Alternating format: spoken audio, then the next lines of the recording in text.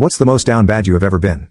I started talking to this girl one night after she messaged me through social media. We began talking about common interests with subtle flirting here and there. The following day I asked her to send a photo of herself. She proceeded to send 4 pictures. 2 of which she was in baggy clothing, the other 2 being top angles.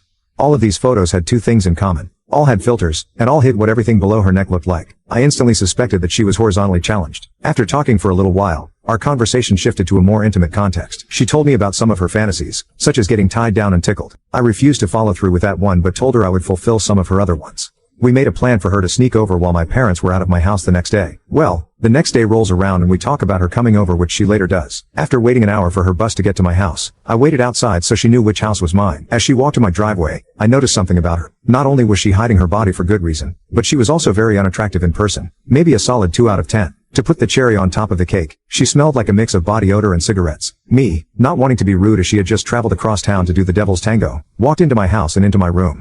We put on a show on Netflix and began following through with what we had previously talked about, excluding the tickling. After finishing what was and what will be my worst intimate experience ever, we both just sat there. The post-nut was crazy.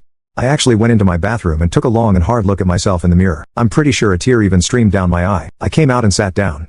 I sat there thinking how I could get her out of my house without being rude. I finished a glass of water and said I was going to go fill it. I quickly pulled out my phone and bribed my sister to come knock on my door and tell me my parents were home early and that they needed me to help them unload groceries. I told her that I was sorry and that I needed to go help. I told her to take the next bus, which was 20 minutes later. For the next 2 hours I sat there smelling like her and deeply regretting everything I'd just done. Game is game though.